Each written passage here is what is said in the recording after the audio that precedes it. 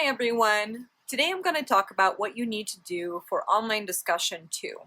So for online discussion 2, we'll be doing gesture drawings.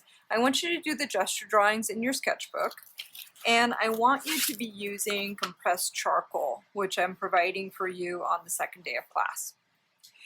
So in your sketchbook, I want you to draw gesture drawings in mass, LineMass combination. And you're going to choose 2 different objects around your house, or create 2 still lives that you will be creating 3 drawings of for each. So I'm going to start by drawing an orchid. And so I have a orchid and vase here in my studio, and I'm going to draw that vase and orchid that you see on your screen. And I'm going to alternate between drawing it in line, mass, and line mass combination. Each of the drawings should be no longer than 3 minutes. So I want these to be quick gestural forms. And we do gesture in order to increase and get better at our hand-eye coordination, and be able to capture our subject very quickly, getting the entire form and essence of the subject in just a few seconds to a few minutes. So I'm going to start with line. And so in my sketchbook, I'm going to draw the orchid using line gesture. And I'm going to start here at the bottom with the vase. And you know, the form that I have is a box. Boxes are hard. Don't worry, we're going to talk about how to tackle boxes in the near future. But I'm going to use line gesture to capture each of the leaves of this orchid. As you're drawing, remember that you want to really try to capture the actual form that you see of whatever's in front of you. So if you have something like this, like a plant, don't start to draw a pattern. You want to make sure that the forms that you're drawing represent what you actually see. That's the other reason why we really need to keep eye contact with our subject, so that we can understand the actual forms and not make assumptions about those forms, but actually try to see and capture what's right in front of us. So here's a line gesture of this orchid. And again, I want you to spend no more than 3 minutes. For the next one, I'm going to use mass. And when I use mass, I want to really think about not only trying to capture the form, but also starting to capture the value of the object itself. So for this orchid, these flowers are white, so I have to work very lightly. This helps us to understand and gain a sense for pressure when we're using this material.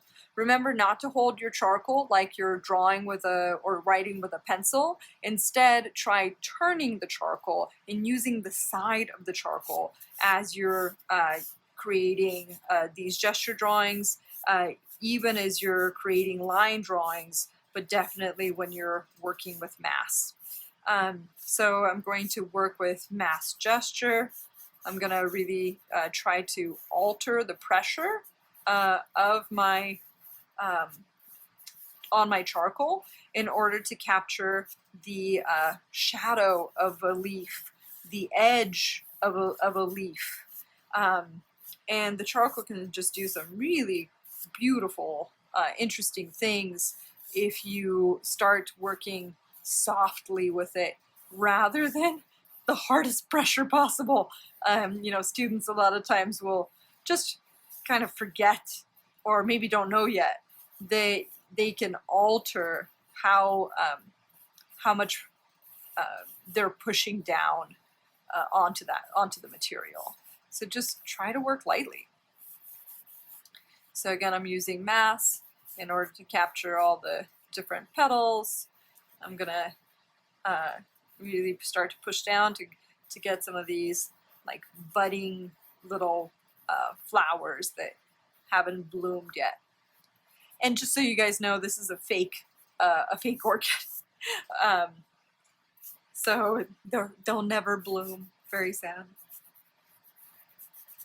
So mass gesture. So again, this was line gesture, mass gesture. And then I want you to create a drawing using both line and mass. The nice thing about using both line and mass is that I personally feel like it feels more comfortable. You can just really think about creating the form and shape with mass, and then giving clarity and a little bit more information using line. I do find that it's one of the most natural ways for us to work, but I want you to understand and get a feel for all these kind of differences and how you can create many different kinds of marks by alternating between line and mass. That's really important because it creates a personal visual vocabulary. So all of a sudden you can start to express what something looks like because you have started to gain all these different ways of making different kinds of marks.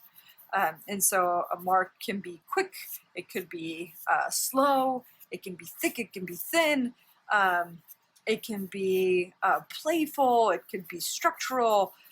So by starting to use different kinds of marks, you can actually express what you want and what you see. So again, I'm using line and mass here for this gesture drawing of this orchid, and I'm alternating between the two. There's many different ways to do it. This is one. So for your homework, you're choosing two different objects. Here I'm giving an example of just one, and you're creating a line, a gesture, a mass gesture, line mass combination. And at the end, you will be posting 6 drawings and 2 photographs of the objects that you used for your homework.